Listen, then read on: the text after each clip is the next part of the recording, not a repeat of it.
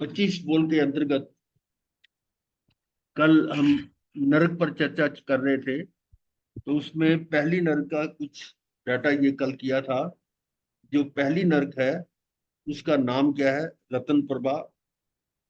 इसकी जघन्य स्थिति यानी उसमें नरक का जीव जाता है अगर, तो उसकी आयु कम से कम कितनी? 10,000 वर्ष। और अधिकतम 1 सागरों। ये पहली नरक की है।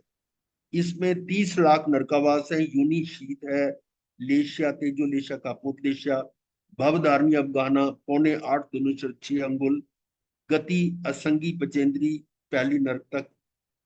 यानी जो असंगी पचेंद्री है, यदि वो नरक में जाते हैं तो पहली नरक तक जा सकते हैं, उससे नीचे नहीं जाते। और आगति यानी वहां से निकलकर ऊपर कहां तक जा सकते? तीर्थंकर चक्रवर्ती भी बन सकते हैं।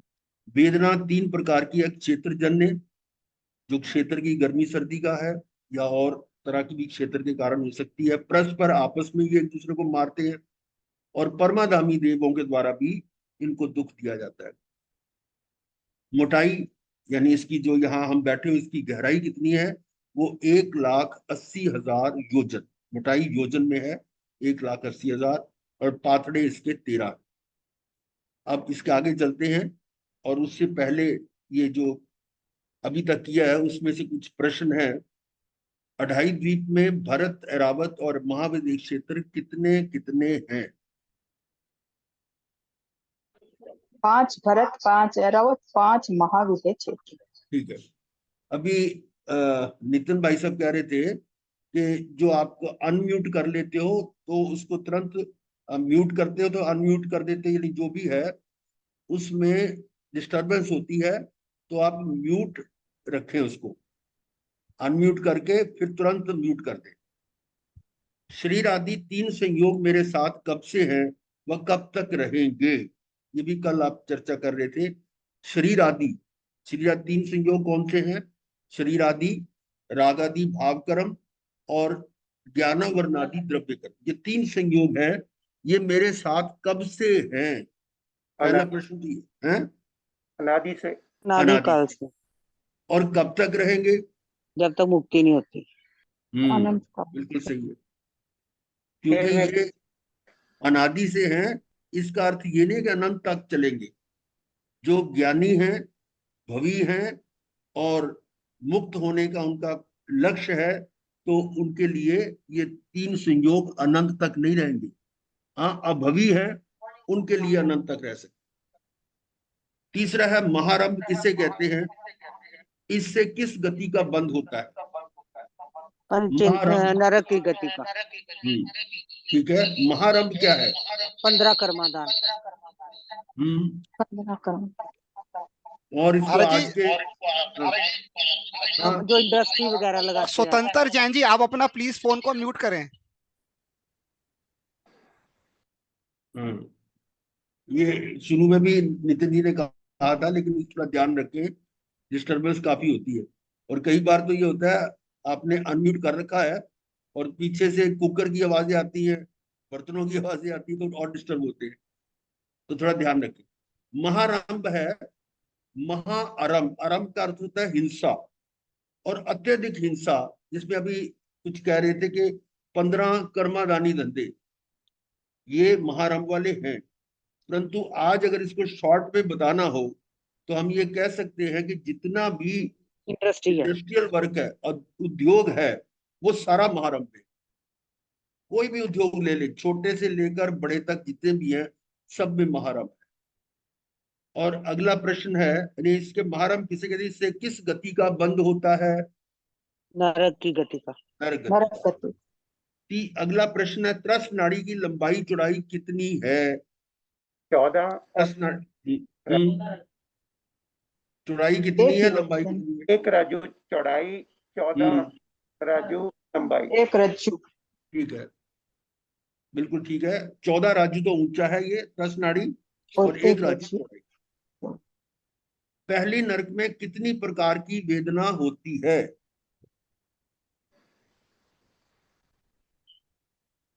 3 अभी प्रकार की। बताइए। 3 प्रकार। 3 प्रकार की। कौन कौन सी हैं?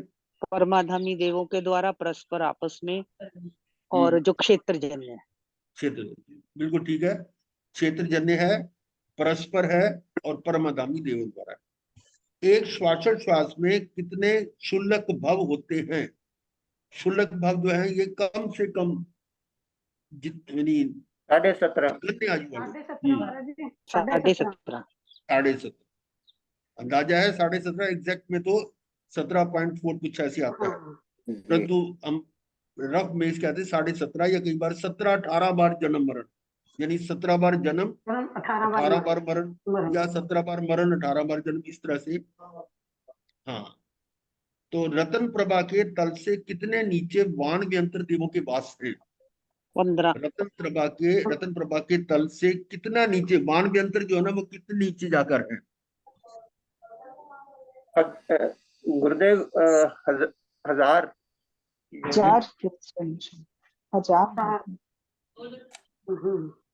10 योजन नीचे। हाँ ठीक है, बिल्कुल। ये देखो, ये आपको याद दिला रहे हैं। ये था ये वान व्यंतर है ना, ये ऊपर से 10 योजन नीचे, ये जो है 80 योजन की जो फ्लोर है इनकी, ये वान व्यंतर थे। चलिए आगे, 7 कुव्यसनों के नाम बताइए। शिकार खेलना, शिकार मध्य खेलना, जुआ खेल, हम्म जुआ खेलना, पर स्त्री गमन, हम्म ईर्ष्यागमन, हाँ जी, चोरी, चोरी करना, जुआ खेलना, हो जुआ गया। खेलना, और मांस भक्षण और शराब। ठीक है। हाँ सर। ये 7 कुव्यसन है, इनमें से एक भी यदि हो तो नरक निश्चित है। और ये हम कल बता रहे थे कि ये हमारा जो जैन परिवार या जैन कुल ऐसे थे जिनमें कभी इस कुव्यसनों का एक अंश भी नहीं होता था। लेकिन आजकल समय का प्रभाव समझ लो कि यह हमारी कमजोरी है कि हमारे परिवारों में भी, जैन परिवारों में भी ये चीजें आ चुकी हैं। तो इसके लिए जिम्मेवार कौन है? माता पिता। इससे आप पीछे नहीं हट सकते। माता पिता जन्म से ही यदि बच्चों को कुछ संस्कार दें तो ये कुरीतियां या कुव्यसन नहीं आ सकते। इस पर जरा चिंतन करें। अब आगे चलते हैं। दूसरी पृथ्वी नरक, दूसरी नरक, इसका नाम क्या है? कंचनाटी का फोन आया था। ये अनम्यूट कर ले स्वतंत्र जी, ये स्वतंत्र बालाजी। हाँ, नरक इसका नाम है शर्करा प्रभा। पहली रतन प्रभा, दूसरी शर्करा प्रभा है। जगन्य स्थिति 1 सागरोपम, कम से कम उत्कृष्ट स्थिति 3 सागरोपम की है। यानी जो पहली पृथ्वी की अधिकतम आयु थी वो दूसरी पृथ्वी की कम से कम है, और अधिक से अधिक उत्कृष्ट है 3 सागरोपम। नरकावास 25 लाख है, और पहली नरक में कितने थे? 30 लाख, और ये है 25 लाख। अब जोड़ करते जाएंगे, 30 और 25, 55 लाख हो गए 2 नरकों में। कितने नरकावास? योनि शीत, लेशा कपोद्देश्य है, भवधारणी अफगाना, 15.5 धनुष और 12 उंगल। ये पहली नरक की अफगाना का दुगना है। उसमें 8.25 फुट 6 धनुष, 8.25 धनुष और 6 उंगल थी। ये उसका डबल है, 15.5 धनुष और 12 उंगल। गति भुज परिसर। भुज परिसर क्या होते हैं? जैसे छिपकली है, नेवला वगैरह, ये जो है जो भुजाओं के द्वारा चलते हैं, ये भुज परिसर। ये अगर नरक में जाते हैं तो अधिकतम दूसरी नरक तक जा सकते हैं, उससे नीचे नहीं। यानी इनके अंदर कर्मों का इतना भारीपन नहीं है कि वो इससे नीचे जा पाए। आगति, दूसरी नरक तक से निकलकर वासुदेव भी बन सकते हैं, इससे ऊपर नहीं। और वेदना, तीनों वही है, क्षेत्रजन्य, परस्पर, परमादामी द्वारा। मोटाई योजनों में है 1,39,000 योजन, जबकि पहली नरक में 1,80,000 योजन था। पाथड़े 11 हैं और उसमें कितने थे? 13। 13। दो दो कम होते जाएंगे, तो 13 है, ये 11। अब अगली पृथ्वी देखिएगा, इसमें 9 हो गए। तीसरी नरक है, उसका नाम है बालुका प्रभा, और जगन्य स्थिति जो दूसरी नरक की उत्कृष्ट थी वो इसकी जगन्य है। 3 सागरोपम और उत्कृष्ट है 7। नरकावास है 15। 15 लाख, इन पहले 55 लाख हो चुके हैं। 30 और 25 55 और 15 और जोड़ दो तो कितने हो गए? 70। 70 लाख 3 नरकों के हो गए। योनि शीत है, लेश्या, कपोत लेश्या, नील लेश्या।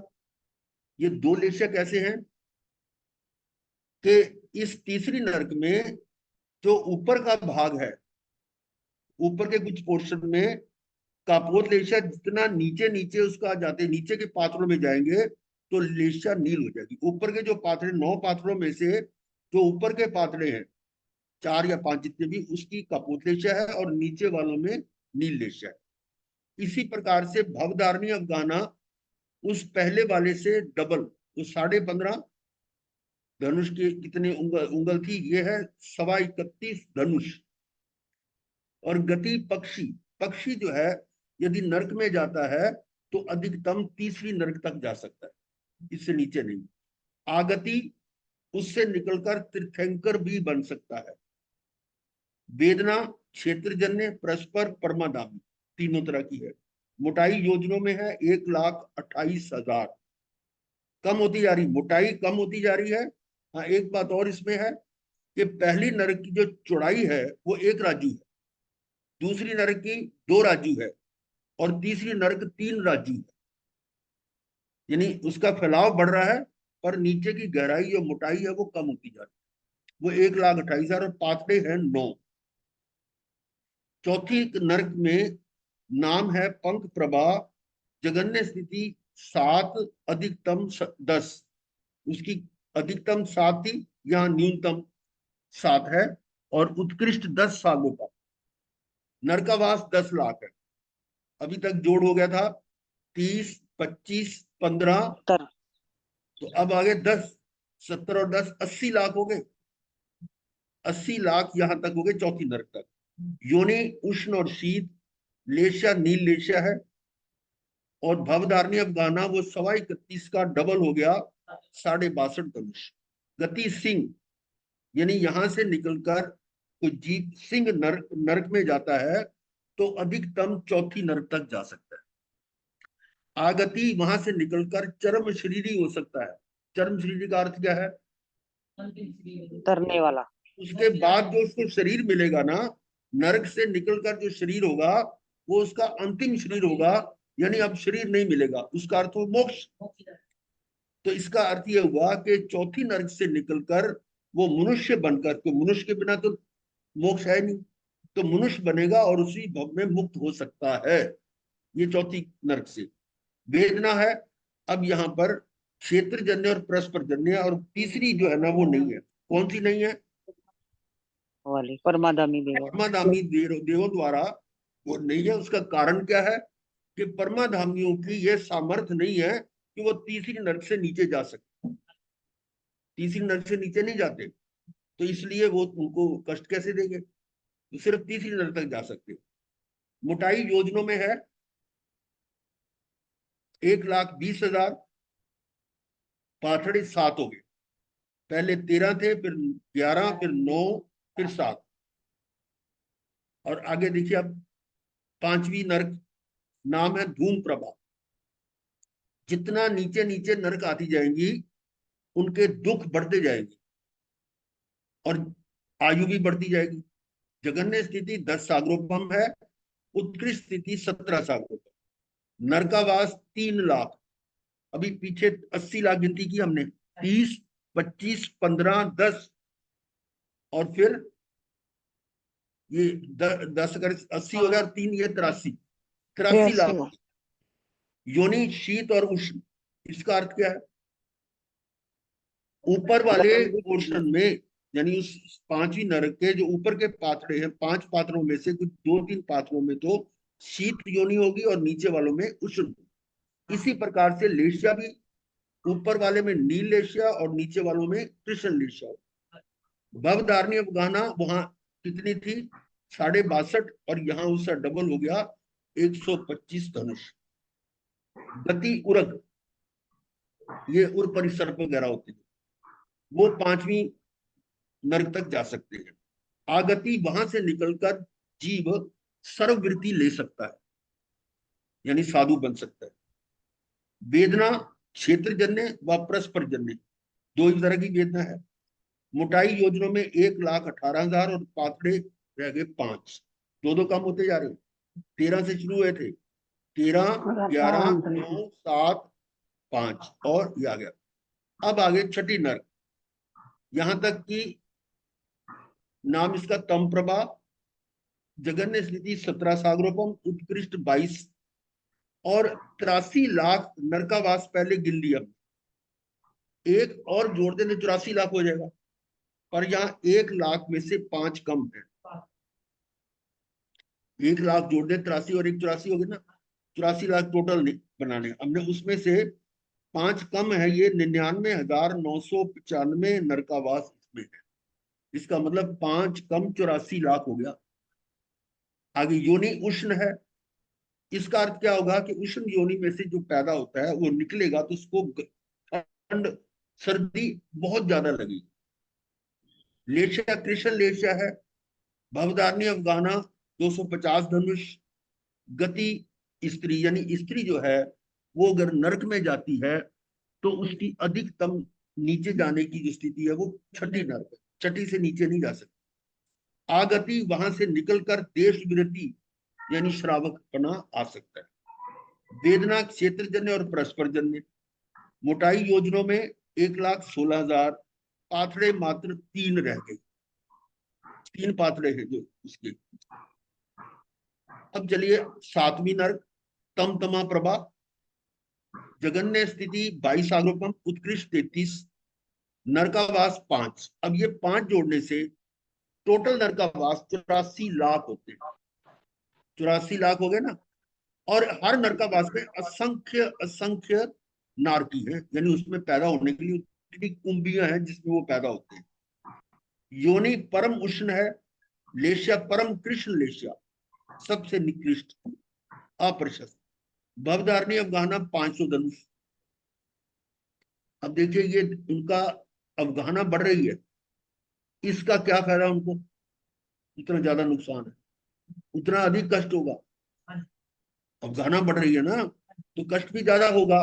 और दूसरी बात, जो उनका अवधि ज्ञान है उसके कारण उनको बताया था कि पहले ही पता लग जाता है कि आगे क्या होने वाला है, उससे भी भयभीत रहते हैं। गति पुरुष व मत्स्य तंदूल मत्स्य, पुरुष जो मनुष्य जो है, पुरुष और तंदूल मत्स्य, इनका बताया इसकी गति 7वीं नर्क तक। आगति वहां से निकलकर मनुष्य नहीं बन सकता, 7वीं नर्क से निकलकर त्रिंच में जाएगा। क्यों? नरक से निकलकर देवगति में नहीं जा सकता, मनुष्य नहीं बन सकता तो कहां जाएगा? नरक से निकलकर नरक में भी नहीं जा सकता, तो त्रेंच ही बचा ना। त्रेंच में वो संगी त्रेंच समकितवी भी हो सकता है नरक से निकलकर। वेदना क्षेत्रजन्य परस्परजन्य और मोटाई जो योजन में है 1,08,000। पाथड़े एक ही है पाथड़ा से, उसी पाथड़े में 5 नरकावासी है। तो ये 7 नरकों का कुछ ब्यौरा दिया गया है। आगे चलते हम। पहली गति के बारे में चर्चा हुई और इसमें आपने देखा कि नरक में कितने भयंकर दुख हैं। और YouTube पे आपको मिल सकती है, वो नरक दर्शन के नाम से है, कुछ साइट्स बनी हुई है उन्होंने, वो लगभग 25-30 मिनट की ऐसी बनाई हुई है, क्रिएट की गई, मतलब डिजिटल करके, कि नरक में किस किस प्रकार के दुख होते हैं, तो वो आप देख सकते हैं उसमें। अब हम आगे चलते हैं। तो देवों की जन्म वगैरह की जन्म होता है देवों का, हाँ, उसके बाद फिर इनकी ग्रोथ बढ़ती है, बढ़ती है ग्रोथ। मुझे इसलिए ना नहीं, भवधारणी अब गाना है ना वो, उसके उत्तर उत्तर जो उत्तरी उत्तर बैकरी है वो तो बढ़ती है ना उसकी। ऐसा नहीं बढ़ता ना उनका। हमारे यहाँ लिखा है ना, मनुष्य नारद देवों की ग्रोथ ऊपर की ओर बढ़ती है, ऊपर की ओर होती है। हाँ? मनुष्य नारद हाँ, वो ऐसे खड़े तो होते हैं ना, उनकी ग्रोथ ऐसे वो लेट के थोड़ा होते हैं, त्रेंच लेटे हुए होते हैं। अब ये त्रेंच की बात चल रही है। मनुष्य नारक और देवों की ग्रोथ यानी वृद्धि ऊपर की ओर होती है, जबकि त्रेंचों की आजू बाजू की ओर होती है और इनकी पीठ आकाश की ओर होती है। ये है। अब इसके भी प्रधान 4 कारण, कारण तो अनेक हो सकते हैं, लेकिन मुख्य कारण ये 5 हैं। उसमें से पहला है माया। माया यानी कपट और छल, सभी इसका अर्थ जानते हैं। निकृति यानी शठता, धूर्तता, या कैसे ठगबाजी, शठता और दुष्टता व ढोंग करके ठगने वाला उसको निकृति कहते। तीसरा अलीक वचन, झूठ बोलना। चौथा कूट तोल माप, घटिया तोल माप करना। अब ये कार्य जो भी कर रहा है उसके लिए त्रेंच गति का बंध की संभावना है। त्रेंच गति के ये प्रधान 4 का, ठीक है। और मूल इसमें ये है माया। माया जो है ना ये मुख्य है, इसी के अंदर सारे आ जाते हैं। ये ठगबाजी तो माया ही होगी ना। अलीक यानी झूठ बोलना। अब ये कोई भी कार्य कर रहे हैं, बिजनेस कर रहे हैं, तो कहते भी कुछ ना कुछ तो हमें ऐसा करना पड़ता ही है। तो ये जो करना पड़ रहा है, इसका अर्थ ये नहीं है कि भी आप उससे छूट जाओगे, उसके कर्म बंद तो होगा ही होगा। तो इसका भी ध्यान रखें कि इन चीजों से बचेंगे तो त्रेंच गति से बच सकते हैं। अब यहाँ पर एक प्रश्न आ सकता है कि त्रेंच का जीव मरकर त्रेंच बन रहा है। उदाहरण के लिए निगोद का जीव है, निगोद का जीव त्रेंच है ना, वनस्पति त्रेंच है। वो मरकर फिर त्रेंच बन जाता है, यानी निगोद का जीव मरा, मरकर फिर निगोद का जीव बन गया। इसका मतलब त्रेंच मरा और मरकर फिर त्रेंच बन गया। और उनकी आयु भी इतनी कम होती है, अभी बताया ना शुल्लक भाव, यानी एक श्वासोश्वास में 17-18 बार जन्म मरण हो जाता है। तो इतने से काल में, बहुत सूक्ष्म काल है वो, कुछ सेकंडों का, इतने में वो कौन सी माया करता है, कौन सी ये कार्य करता है कि उसको पुनः त्रेंच बनना पड़ता अपने शरीर को है। वो माया, बिल्कुल ठीक है। माया कौन सी है कि वो जो जीव है वो स्वयं को तो जानता नहीं कि मैं शरीर हूं, ना मैं आत्मा हूं, और शरीर को अपना जानना, क्योंकि शरीर के द्वारा सुख दुख का अनुभव करता है, अर्थात शरीर को अपना जान रहा है। यही माया है। इसी को भगवान ने कहा ये अनंतानुबंधी कषाय है। अनंतानुबंधी, ये हमारी मिथ्या धारणा कि मैं शरीर हूं। जो कुछ भी आप कर रहे हैं अभी तक, आप 580 या 600 कितने भी प्रवचन सुन चुके हैं, सब में मूल में यही है कि हम भूल कहाँ कर रहे हैं कि स्वयं को जान नहीं रहे और पर को अपना मान रहे। और ये कार्य अनंत काल से करते आ रहे हैं। और विशेषकर यहाँ प्रश्न आ रहा है कि त्रेंच वाला मरकर पुनः त्रेंच बनता है, इसका अर्थ है कि वो भी ये कार्य कर रहा है, अनंत अनुबंधी कषाय कर रहा है, माया कर रहा है ना। ये तो समझ में आ गई, क्योंकि ये माया कर रहा है, अनंतानुबंधी कषाय कर रहा है, तो इसलिए प्रश्न उठता है। आगमन में इस तरह से प्रश्न आया कि भगवान, वो एक केंद्रीय जीव, उसके मुंह नहीं है, आंख कान नहीं है, प्रज्ञा नहीं है, मन नहीं है, फिर वो ये कषाय कैसे कर रहा है? तो उत्तर यही है जो आप अभी बोल रहे हैं कि स्वयं को ना जानना और पर को अपना जानना, अपना मानना, यही माया है। और इसी के कारण वो बार बार त्रियंच गति में जन्म मरण कर रहा है। कब तक करता रहेगा? इसका मतलब उसमें से निकल ही नहीं पाएगा। तो उसके लिए भी है कि जन्म मरण का जो दुख सह रहा है, उससे उसकी अकाम निर्जरा हो रही है। अकाम निर्जरा कैसे कि वो मजबूरी में उसको सहन करना पड़ रहा है, पर ज्ञान पूर्वक नहीं है, तो इससे बहुत माइन्यूट, बहुत कम से कम मेरी पुण्य इकट्ठा हो रहा है उसका।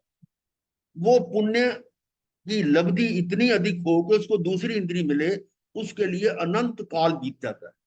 अनंत जन्म मरण करने पर तब जाकर थोड़ा सा पुण्य इकट्ठा होता है, उसकी इतनी लब्धि आती है कि वो दूसरी इंद्री प्राप्त कर सकता है। ठीक है, और फिर ऐसा करते करते और अनंत काल, संख्यात काल, ऐसे करते करते कितना समय बीत जाए, तब जाकर उसको पांचवी इंद्री मिलती है। तो जब तक पांचवी इंद्री यानी कान नहीं मिला, तब तक उसको ये ज्ञान हो ही नहीं सकता कि मैं आत्मा। ठीक है ना, तो वो पुण्य से ही हमें ये कान मिला है। अब आप अपना सोच लें कि हमें ये पांचवी इंद्री जो मिली है, कितना परिश्रम करके या कितना काल बिताकर, कितने दुख सहकर, तब जाकर हमें ये पांचवी इंद्री मिली है, और सातवां मन भी मिला है। तो अभी भी अगर नहीं समझे कि मैं कौन हूं, पांचवी इंद्री मिलने पर भी यदि नहीं है, तो फिर क्या हाल होगा? फिर अनंतानुबंधी यानी अनंत जन्म मरण करते रहेंगे, जैसे पहले करते अभी करते रहेंगे। फिर निगोद में। और ये भी आपको बताया, आप ज्ञाता जी ने बताया ना कि सब व्यवस्थित है, कि कोई भी जीव कितनी देर तक उस स्थिति में रह सकता है। यदि वो स्थावरों में से निकलकर त्रस जीव बनता है, तो त्रस जीव के लिए भी ये व्यवस्था है कि 2000 सागरोपम से अधिक नहीं ठहर सकता। अगर 2000 सागरोपम बीत चुके हैं, उससे थोड़ा अधिक, तो वो उसको वापस स्थावर बनना पड़ता है। और स्थावर बना तो पता नहीं कितना अनंत काल फिर उसमें भटकते रहेंगे। तो अब आप ये सोचे कि पता नहीं वो हमारा 2000 सागरोपम का काल कितना बचा हुआ है, क्या पता वो बिल्कुल एंड पर ही है। तो हमें तो सतर्क होकर ये जागृत रहना है कि हमें इसी भव में अपना कल्याण करना, वो प्रसाद होनी चाहिए। तो ये था त्रेज गति के बारे में। आपके वही प्रश्न आ रहा है, आप जानते हैं कि वनस्पति का जीव पुनः पुनः वनस्पति में जन्म मरण अनंत काल तक करता रहता है, अर्थात त्रेंच गति का जीव त्रेंच में बार बार जन्म मरण करता है। ठीक है, ये तो मालूम है। किस कारण से वह त्रेंच का जीव त्रेंच में बार बार जन्म मरण करता रहता है? तो उत्तर है माया करने से। तो माया कैसे करता है?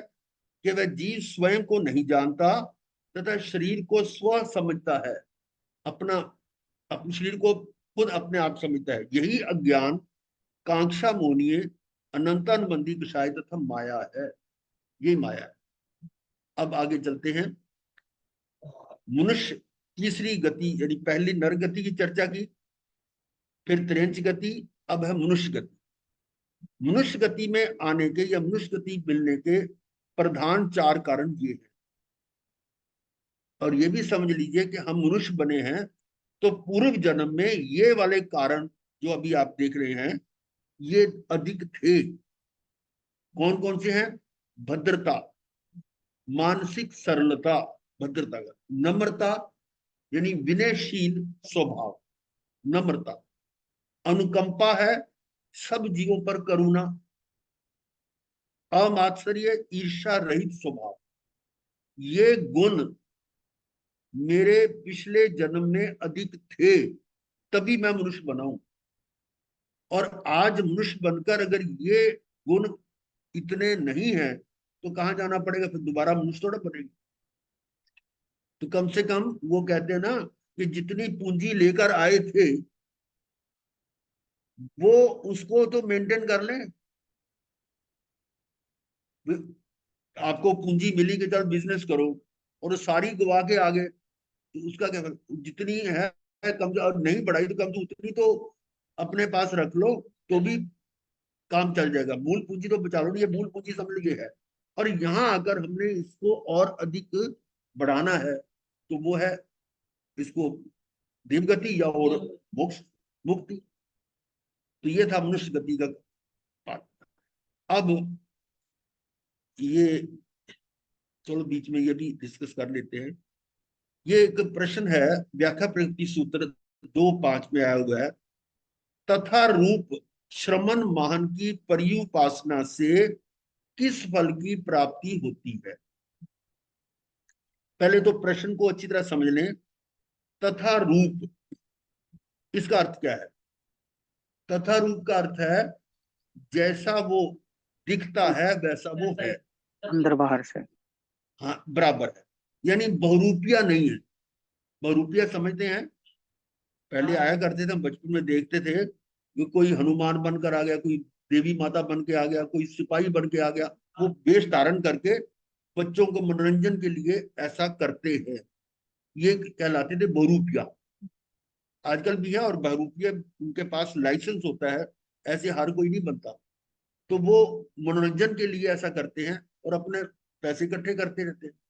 उनको वो अगर वेश बदल कर आ जाए, साधु का वेश बना ले, तो बहुरूपिया है ना, तो साधु थोड़ा है। जैसे हम कई बार ये वो नाटक नाटिकाएं करते हैं, तो साधु का वेश धारण कर लिया, तो वो साधु तो नहीं है ना, बहुरूपिया है। इसको तथा रूप नहीं कहेंगे। तथा रूप का मतलब जो जैसा वेश है वैसे उसके अंदर रूप, ठीक है। और दूसरा शब्द है श्रमण। श्रमण का अर्थ है जो श्रम कर रहा है, किसमें? आत्मा के लिए, समभाव में रहता है, श्रमण, साधु। और महान, महान का क्या अर्थ है? अभी कल परसों बताया था कि महान, भगवान महावीर को महान कहते थे। महान क्यों कहते थे? और हमारे साधुओं को भी महान कह देते हैं, महान। ना हनो हाँ, हिंसा नहीं करने। भगवान ने ये कहा था, ये आपको बताया था कि जन्म मरण ही दुख है, जन्म मरण ही दुख है। और कब से जन्म मरण हो रहा है? कि अनादिकाल से, अनंत काल बीत चुका है, अनंत अनंत उद्गल प्रवर्तन काल कर चुके हैं। इतने काल तक हम जन्म मरण करके दुखी हो रहे हैं। नहीं, और भगवान ने कहा जन्म मरण ही दुख है, और हमें जन्म और मरण का दुख तो याद नहीं है, ये तो आप डिस्कस कर चुके हैं। पर जन्म और मरण के बीच के दुख तो है, बीच में तो कितने दुख है। कोई रोग आ गया, कोई पारिवारिक क्लेश कुछ आ गया, कोई कोर्ट कचहरी का आ गया, कितने दुख हैं। यानी जन्म और मरण के बीच के अनेकों दुख है, उनसे हम दुखी होते हैं। पर इन दुखों का जो मूल कारण है वो जन्म मरण है, उसकी तरफ देखते नहीं। आज कल भी बहुत सारे ऐसे हैं जो आपके इन दुखों का इलाज करते हैं। कई जगह पर कोई बना रखे, मठ बना रखे, या कोई वो देवी देवताओं के बना रखे हैं कि वहां हो तो आपका ये रोग ठीक हो जाएगा, ये ठीक हो जाएगा। तो वो क्या कर रहे हैं? जन्म और मरण की दुख की बात नहीं कर रहे, उनके बीच के दुखों का इलाज कर रहे हैं। तुम्हारा ये दुख है, इसका ये इलाज कर सकते हैं क्या? नहीं कर सकते, क्योंकि कोई भी किसी दूसरे का कुछ कार्य कर ही नहीं सकता। दुख, सुख या दुख मेरे स्वयं कृत कर्मों का फल है, मेरे स्वयं कृत कर्मों का फल है। इसके लिए कोई दूसरा कोई कारण नहीं है। कोई निमित्त हो सकता है, पर निमित्त, निमित्त के कारण मैं दुखी नहीं हो रहा, अपने कर्मों के कारण दुखी हो रहा हूं। तो कोई दूसरा मुझे ना ठीक कर सकता, ना सुख दे सकता, ना दुख दे सकता है। तो वो जो है ना, कल्पना ऐसी जो करते हैं दूसरा मुझे को सुख दे रहा है, दुख दे रहा है, ये सुख दुख की बातें कर करके हम वहां पर इधर उधर भटक रहे हैं। तो भगवान ने तो क्या कहा कि जन्म मरण ही दुख है, और इस जन्म मरण के दुख से, दुख का कारण क्या है वो बताया, हिंसा। और वो हिंसा कौन सी? दो हिंसा बताई थी, एक द्रव्य हिंसा, एक भाव एक हिंसा। भाव हिंसा। तो वो कौन सी हिंसा मेरी जन्म मरण का कारण है? वो है भाव हिंसा। द्रव्य हिंसा हो ना हो, भाव हिंसा हमारी पहले हो जाती, द्रव्य हिंसा बाद में होगी, भाव हिंसा पहले होगी। तो भाव हिंसा ही मेरे इस जन्म मरण का कारण है। तो इसलिए भगवान ने कहा मां हनो, हनन मत करो। और साथ में ये भी कहा वो तू ही है जिसका तू हनन करना चाहता। इसका मतलब जो दूसरे की द्रव्य हिंसा करने से पहले अपने भाव हिंसा हो रही है। तो इस वजह से उनको महान, महान शब्द का ये मतलब है मां हनो, हनन मत करो। और उन भगवान को महान भी कहते थे, और जैन संतों को भी महान कहते हैं, क्योंकि वो भी हिंसा नहीं करते और हिंसा ना करने का उपदेश भी देते हैं। अब प्रश्न आगे चल रहा है, तथा रूप श्रवण महान की पर्युपासना। पर्युपासना का मतलब, पर्युपासना सेवा हो गया। सेवा, वंदना, नमस्कार, उसकी भक्ति, ये सारा कुछ आ जाएगा। पर्युपासना से, यानी आप साधु संतों के दर्शन करने जाती हो, वंदन करती है, पर्युपासना का ही भाग है। तो उसकी पर्युपासना से किस फल की प्राप्ति होती है, उसे क्या मिलता है? अब सोचो, ये प्रश्न, आप उत्तर भी लिखे हुए हैं सामने। सबसे पहले श्रवण, श्रवण की प्राप्ति होती है। श्रवण का मतलब सुनना। सुनने की, क्या सुनना? महाराज सुनना के क्या? उपदेश। सुनना जो है, सुनने में तो अब किसी भी पास जाओगे, या जब से भी हमें कान मिले हैं, सुन ही तो रहे ना, पर क्या सुन रहे हैं? संसार की श्रुत बातें, भी कथाएं, वही सुन रहे हैं। क्या, कि कहाँ से आए हो, क्या नाम है, क्या परिवार है, क्या काम करते हो, ये सारी बातें। अच्छा, कोई दुख तकलीफ है वो आपस में शेयर करते हैं। ये सुनना, सुनना नहीं है। सुनना क्या है? जिससे श्रुत ज्ञान की प्राप्ति हो। ज्ञान क्या? आत्मा का बोध हो। और ये सुनने के ऊपर भी आपने थोड़ा चर्चा कर लेते हैं कि श्रवण में दो पार्ट्स हैं। एक है वक्ता, एक है श्रोता। वक्ता यानी बोलने वाला, और श्रोता सुनने वाला। वक्ता का मतलब ये जो प्रवचनकार है, जो प्रवचन दे रहा है, वो वक्ता, प्रवचनकार समझ लो। और दूसरा श्रोता है। तो इसके लिए भी प्रश्न किया गया कि प्रवचन का अधिकारी कौन? प्रवचन का अधिकारी कौन? तो आचार्य सूत्र में आया है, प्रवचन का अधिकारी कुशल। कुशल का मतलब सर्वज्ञ। कुशल उसी को कहते हैं, सर्वज्ञ को। सर्वज्ञ अर्थात तीर्थंकर परमात्मा, वो श्रवण यानी प्रवचन के अधिकारी है। प्रवचन वो कर सकते, ठीक है। और फिर प्रश्न होता है, हम क्यों कर रहे हैं? तो उसका उत्तर ये है कि भगवान तीर्थंकरों की अनुपस्थिति में, उनके अभाव में, उसके जो वीतराग वाणी को, शासन को, यानी इसको अक्षुण्ण अक्षुण्य बनाए रखने के लिए ये साधु साध्वियों का कर्तव्य है कि वो भगवान की वाणी को आगे आगे पहुंचाए। परंतु उसके लिए भी योग्यता होनी चाहिए। ये ना हो कि हम प्ररूपना ही उल्टी कर दें। भगवान ने क्या कहा और हम अपनी ओर से बातें बोल के और नाम ले लें भगवान का, तो प्ररूपना उल्टी हो जाएगी। जैसे अभी बात कर रहे थे, कोई दुख या सुख कोई दे नहीं सकता, ठीक है। और अब आप उनको कहो, देखो भाई ये माला या ये मंत्र का जाप करो, तुम्हारा ये रोग ठीक हो जाएगा। ये प्ररूपना कैसी है? भगवान की प्ररूपना क्या है कि कोई किसी को ना सुख दे सकता है ना दुख दे सकता है। भगवान स्वयं कहते हैं, तीर्थंकर परमात्मा भगवान महावीर स्वयं कहते हैं कि मैं तुम्हारे किसी कर्म को कम अधिक आगे पीछे नहीं कर सकता। तो बताइए, वो कोई और इसको कर सकता है? नहीं कर सकता। अगर हम ये मान्यता मानते हैं, ये तो इसका मतलब भगवान की आज्ञा के अनुसार नहीं है। तो इसलिए जो प्रवचन का है अधिकार, प्रवचनकार जो है, उसके लिए भी आचारांग सूत्र में कुछ योग्यताएं दी गई। तो आपको पहले वो बताता हूं योग्यताएं क्या है। ये देखिए आचारांग सूत्र 196, कि वो प्रवचनकार कैसा हो? राग और द्वेष से रहित। राग और द्वेष से रहित, ये नहीं कि ये मेरा भक्त है या मेरा नहीं है, ये मुझे अच्छा लगता है या नहीं अच्छा लगता है। निष्पक्ष, सम्यकदर्शी। सम्यकदर्शी कौन होता है? ज्ञानी, जो अपने को स्वयं को जानता है और शरीर को पर मानता है। एवं आगमज्ञ मुनि। आगमज्ञ का मतलब जो आगमों का रहस्य जानता है, आगमों का मर्म जानता है, उसकी पूरी व्याख्या कर सकता है। लोक पर अनुकंपा भावपूर्वक। अनुकंपा का मतलब ये लोक पर, किसी एक जीव पर नहीं। दया समझ आ रही ना कि अनुकंपा मतलब उनके पर करुणा, ये है कि निष्काम करना। अनुकंपा भाव पूर्वक, क्या पूर्व पश्चिम उत्तर दक्षिण सभी दिशाओं में स्थित जीव लोग को धर्म का आख्यान करे। सभी जीवों को, ये नहीं है किसी एक को समझाया दूसरे को नहीं, मैं तुम्हारे को तो पढ़ा सकता हूँ, दूसरे को नहीं पढ़ा सकता, ऐसा नहीं है।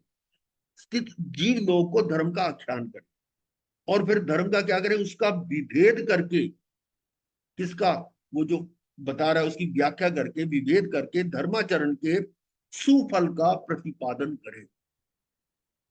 ये समझ रहे ना कि जो प्रवचनकार है उसकी योग्यता की बात आ रही है। फिर वह मुनि सद्ज्ञान सुनने के इच्छुक व्यक्तियों के बीच,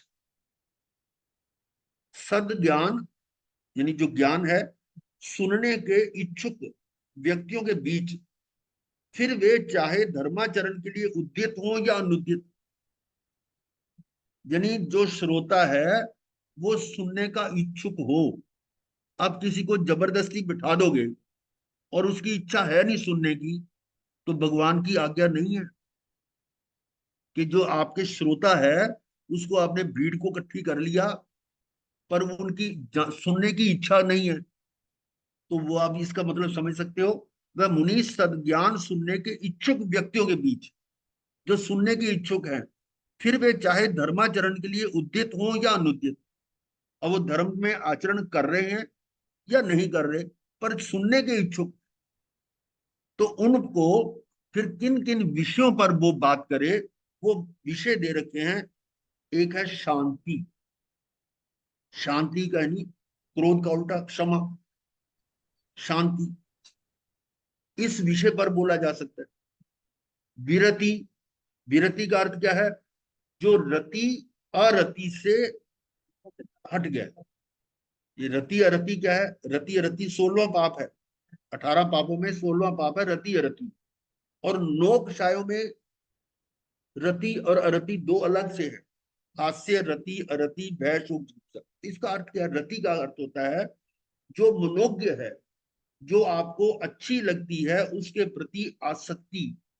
जैसे अब खाने में कोई खाना खा रहे हैं तो स्वाद वाली चीज जो आपको अच्छी लगती है उसके प्रति भाव के ये मुझे और मिल जाए, ये खाऊं मैं, ये पहले ये दूं, तो वो है रति। और अरति का मतलब जो चीज आपको पसंद नहीं है उसको कहते हैं हटाओ, इसको हमें नहीं चाहिए, वो है अरति। दोनों ही पाप, रति भी अरति, तो उनसे हटना विरति कहलाता है और नहीं हटना अविरति है। तो इस विषय पर भी बोल सकते। तीसरा विषय उपशम। उपशम है कि किसी भी कर्म के आने से पहले उसको रोक देना, उपशम।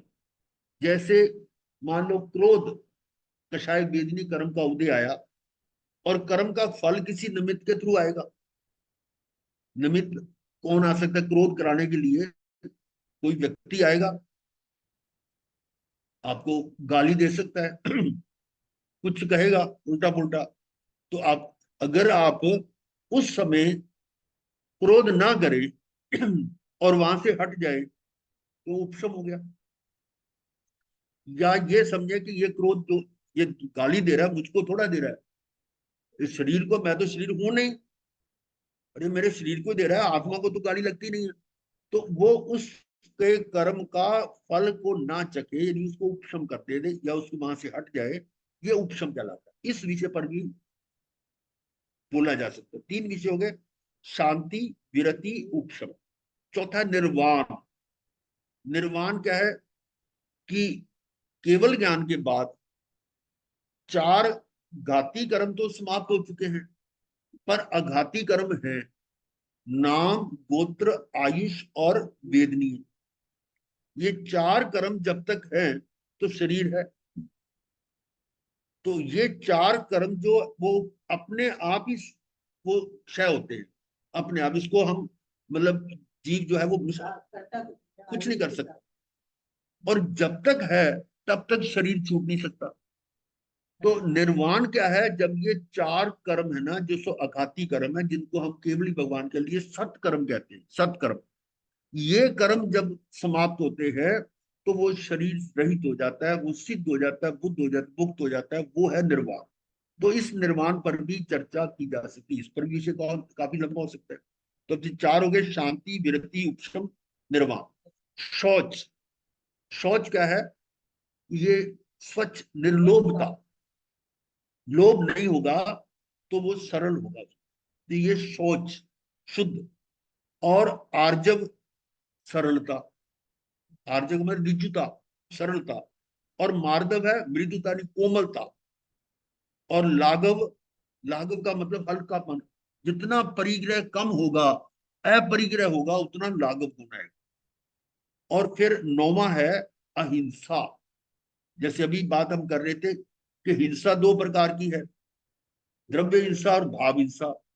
द्रव्य हिंसा ना करे वो तो है पुण्य, और भाव हिंसा ना हो वो है धर्म। अहिंसा में भी आप समझे, अहिंसा धर्म कब है? जब ये भाव हिंसा ना होना, ये अहिंसा धर्म है, और द्रव्य हिंसा ना होना वो अहिंसा पुण्य है। इसलिए भगवान ने कहा है, व्याख्या में आया हुआ है कि अगर साधु 5 महाव्रत का पालन करता है तो क्या कर रहा है? वो द्रव्य हिंसा नहीं कर रहा,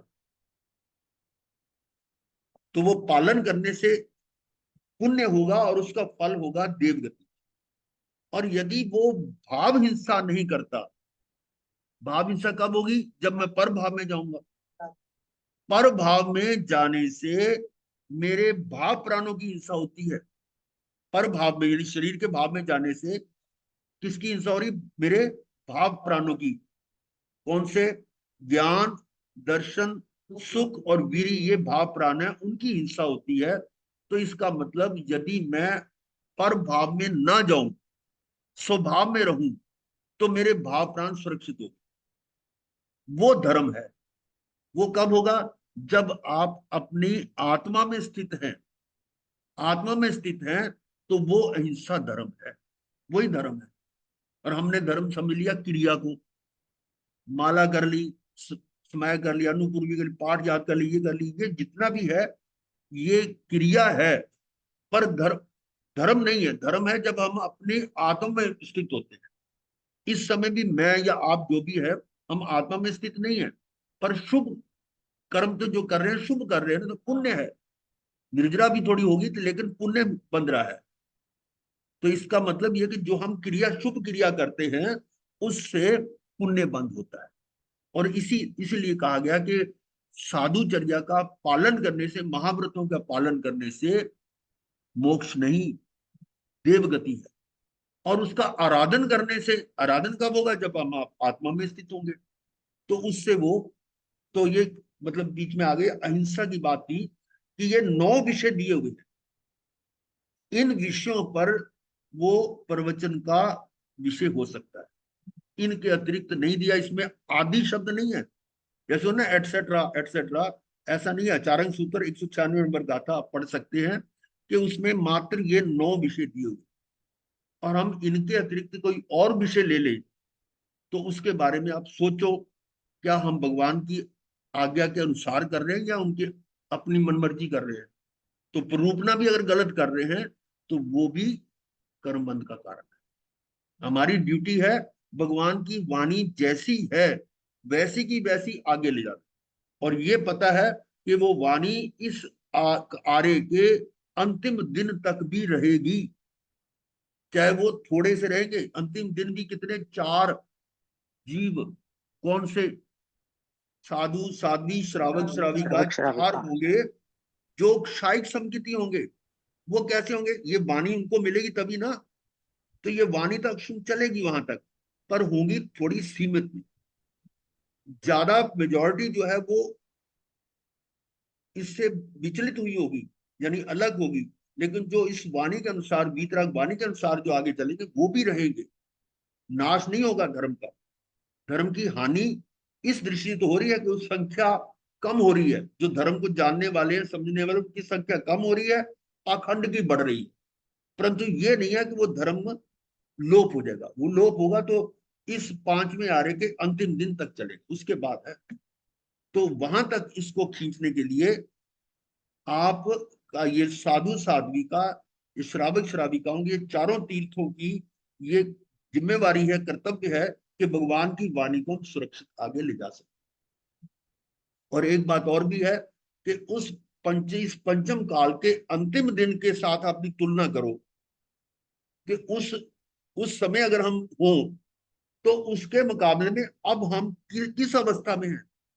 वो उसके मुकाबले तो हम बहुत अच्छे, बहुत श्रेष्ठ, उत्तम स्थिति में है कि हमें सब कुछ मिल रहा है। और वहां तक पहुंचते पहुंचते ये आगम जो है ना, ये भी कम मिलेंगे, इनका भी मतलब भेद पड़ जाएगा, मतलब इसका अर्थ ही अलग अलग हो जाएंगे। लेकिन हमें मूल चीजें मिल रही हैं। ये हमारा सौभाग्य का हम इस काल में हैं, और इसका सही आकलन करें, उसका उस पर हम अपना मनन करें कि हमें क्या करना है, इस ज्ञान का उपयोग कैसे करना है उस पर। तो ये था। अब है श्रवण की बात चल रही थी कि श्रवण में श्रोता कैसा हो और वक्ता कैसा। श्रोता, वक्ता की बात भी की कि वक्ता कैसा हो, अभी आपके सामने आया ना, सम्यकदर्शी, आगमों का मर्म के हो। और श्रोता जो कैसा हो, जो सुनने का इच्छुक हो, किसी लालच में, कोई प्रभावना के लालच में किसी तरह से भी भीड़ इकट्ठी करने के लिए, लेकिन वो सुनने का इच्छुक नहीं है, तो फिर उस पर भी सोचना पड़ेगा। हमें उसमें क्यूरियोसिटी, उनके सुनने में रुचि जगानी पड़ेगी। तो वो जो रुचि वाले हैं वो उनको सुनाओ। तो ये श्रवण के लिए ये था। अब इससे क्या, किस फल की प्राप्ति होती है? वो है ज्ञान। ज्ञान क्या है? ज्ञान का अर्थ होता है जानना, और जानना तो हर जीव का गुण है, हर जीव जानता है। तो फिर ये ज्ञान कौन सा है? जो जीव जान रहा है, जो मैं भी अनादि काल से हूं ना, आत्मा अजर अमर अविनाशी है ना, तो मैं अनादि काल से शरीर को जान रहा हूं अपने आप, और दुख सुख का अनुभव कर रहा हूं। तो ये ज्ञान है क्या? नहीं, ये अज्ञान है। ज्ञान वो है कि मैं अपने आप को जानूं, आत्मा हूं, और मैं शरीर नहीं हूं, दूसरे से भिन्न हूं। ये ज्ञान है। तो ये ज्ञान कैसे प्राप्त होगा? श्रवण करने से। ये जो पांचवी इंद्री मिली है ना, मैं कान, ये इसका महत्व समझें कि इसके बिना ये ज्ञान नहीं हो सकता। श्रवण करके ही तो ज्ञान होगा। श्रवण के लिए पांचवी इंद्री, श्रोत इंद्री मिलनी कितनी दुर्लभ है, और वो प्राप्त हुई। फिर हमने सुना, सुनकर ये उसका फल आ गया ज्ञान, कि मैं आत्मा हूं, मैं शरीर नहीं। ठीक है, ये ज्ञान भी दुर्लभ है मिलना, और वास्तव में यही ज्ञान है। मात्र इतना कि मैं आत्मा हूं, मैं शरीर नहीं, सारा कुछ इसमें आ गया। और इसी के ज्ञान के साथ विज्ञान जुड़ा हुआ है। विज्ञान क्या है? कि मैं अपने आप को तो जान लिया, तो मैं पर से भिन्न कैसे हूं? पूरे लोक में 6 द्रव्य हैं। 6 द्रव्य कौन से हैं? याद होंगे। आस्तिकाय धर्मास्तिकाय। हाँ, धर्मास्तिकाय, ये रिपीट होता रहता है। धर्मास्तिकाय, अधर्मास्तिकाय, आकाशास्तिकाय, काल, उद्गल और जीव। ये 6 द्रव्यों से मिलकर ये लोक बना हुआ है। और इन 6 द्रव्यों में मैं कौन सा द्रव्य हूं? जीव द्रव्य नहीं है। जीव द्रव्य मैं हूं। और विज्ञान में क्या है कि मैं अपने आप को ये जानूं कि मैं दूसरों से भिन्न कैसे हूं। जो गुण मुझ में है वो दूसरे द्रव्यों में नहीं है, जो दूसरे द्रव्य में गुण है वो मुझ में नहीं है। ये भेद विज्ञान। ठीक है, अब जो दूसरे द्रव्य हैं वो कौन कौन से हैं? जीव को छोड़ दो, धर्मास्तिकाय, अधर्मास्तिकाय, आकाशास्तिकाय, काल और पुद्गल। ये 5 द्रव्य हैं जो मुझसे भिन्न है। इन 5 में से भी एक को छोड़कर, पुद्गल को छोड़कर बाकी अमूर्त है। कौन से? धर्मास्तिकाय, अधर्मास्तिकाय, आकाशास्तिकाय और काल, ये अमूर्त है। अमूर्त का मतलब इनमें वर्ण नहीं, गंध नहीं, रस नहीं, स्पर्श नहीं, इसलिए हम इंद्रियों से जान नहीं सकते। तो इंद्रियों से जानने में कौन आ रहा है? जो मूर्त द्रव्य है। और मूर्त द्रव्य केवल पुद्गल है। उस पुद्गल को हम जान सकते हैं। और पुद्गल क्या, हमारे साथ जो भी हमें इंद्रियों से जानने में आ रहा है वो सभी पुद्गल है। और सबसे नजदीक जो मेरे साथ जुड़ा हुआ है, ये पुद्गल की एक पर्याय शरीर रूपी है। शरीर क्या? पुद्गलों का संगठन, पुद्गलों की, पुद्गल पुद्रासी कहा गया ना। और ये पुद्गल की एक स्थिति है, अवस्था है। इसमें भी बदलाव हो रहा है शरीर में, कि कितने पुद्गल इसमें आ रहे हैं और कितने जा रहे हैं। मिलना बिछड़ना ये इस पुद्गल में, इस शरीर में हो रहा है। तो इस शरीर को जो मेरे साथ है, इसमें और मुझ में अंतर क्या है? मैं अमूर्त हूं, एक अंतर समझ लेना। मैं अमूर्त हूं और ये शरीर क्या है? मूर्त है। अंतर है ना, इसको हम इंद्रियों से जान रहे हैं। मैं शाश्वत हूं। शाश्वत का मतलब जो अनादि काल से है, अनंत तक रहेगा। और ये शरीर अशाश्वत है। अशाश्वत है। क्यों? क्योंकि ये पुद्गल की पर्याय है। पुद्गल तो शाश्वत है, पुद्गल नष्ट नहीं होता। ये मेरे साथ जुड़ा हुआ है, यहां से निकल किसी दूसरे के साथ जुड़ गया, या दूसरे से निकल मुझ में आ गया, पर पुद्गल तो इसी लोक में ही है। ये पुद्गल की एक पर्याय है, एक अवस्था है, और जो हर समय बदल रही है, इसलिए ये शाश्वत नहीं। शरीर जो है वो अशाश्वत है और मैं शाश्वत हूं, ये क्षण भंगुर है। फिर मुझ में ये अमूर्त गुण है और ये मूर्त है। समझ आ गई? मुझ में ज्ञान, दर्शन, सुख और वीर, ये 4 गुण है, और इसमें ये नहीं है। इसमें वर्ण गंध रस स्पर्श है, मुझ में ये वर्ण गंध रस स्पर्श नहीं है। मेरा उपयोग जानने में, देखने में लग रहा है, और इसका उपयोग क्या है? मिलने बिछड़ने में। तो इस तरह से मैं और ये शरीर बिल्कुल एक दूसरे से भिन्न हैं। ये जानकारी, इसको कहते हैं विज्ञान, वेद विज्ञान। वेद विज्ञान जो है कि मैं शरीर से भिन्न हूं। तो श्रवण से, सुनने से ज्ञान की प्राप्ति होती है। और ज्ञान से किस फल की प्राप्ति होती है? विज्ञान, कि मैं शरीर से भिन्न हूं। यहां पर 2 चीजें आएगी। 2 पदार्थ है, स्व और पर। स्व द्रव्य को हम स्व समय भी कहते हैं। स्व समय, समय भी पदार्थ को कहते हैं। और पर द्रव्य को पर समय कहते हैं। तो स्व समय का भी ज्ञाता हो जाता है कि स्व समय मैं आत्मा हूं, और पर समय मैं आत्मा नहीं, अनात्मा का। फिर उसके स्वभाव, अपने स्वभाव को जान लिया। ये बात हुई ना हमारी। स्वभाव को क्या जाना? कि मैं ज्ञाता दृष्टा, मेरा स्वभाव है। और दूसरे का स्वभाव, पर भाव का क्या है? मिलना बिछड़ना। समझ आ गई ना? मेरा आत्मा का नहीं, स्वभाव और पर भाव दोनों को जान लिया। स्वभाव और पर भाव को जानने से क्या लाभ होगा? कि मैं पर भाव से परास्त न हूं। कि पर भाव से मैं परास्त ना होने का मतलब क्या है? कि आपने तो जान लिया कि मैं आत्मा हूं, मैं शरीर नहीं हूं, पर किसी ने आपके शरीर को कुछ कष्ट कर दे दिया, तो तुरंत आपका रिएक्शन हो, ओ मुझे गिरा दिया, मुझे मार दिया। तो इसका अर्थ क्या हो गया? पर भाव से परास्त हो गए। तो यहां पर यह आता है कि ज्ञानी वो है जो पर भाव से परास्त नहीं होता। तो इसकी चर्चा हम फिर आगे करेंगे। जहां तक विज्ञान तक है, कि विज्ञान से जानकारी हो गई कि मैं आत्मा हूं, मैं शरीर नहीं हूं, दोनों का भेद भी मालूम पड़ गया। अब इससे फिर किस फल की प्राप्ति होती है, वो फिर चर्चा आगे चलेगी। यही तक।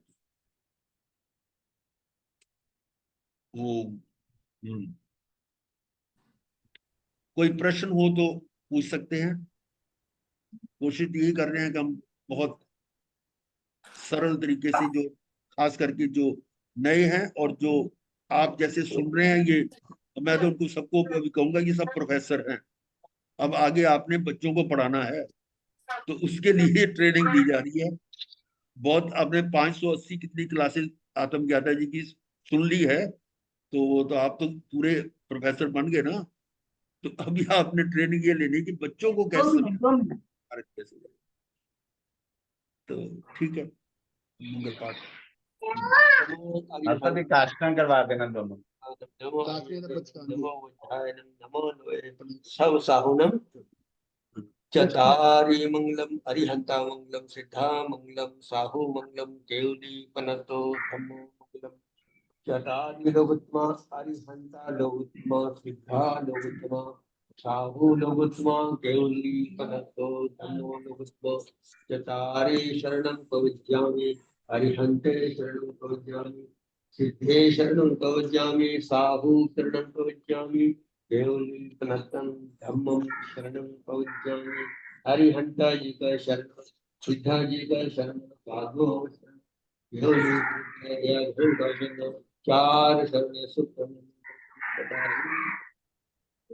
मथेन मथेन बंधन ये मथेन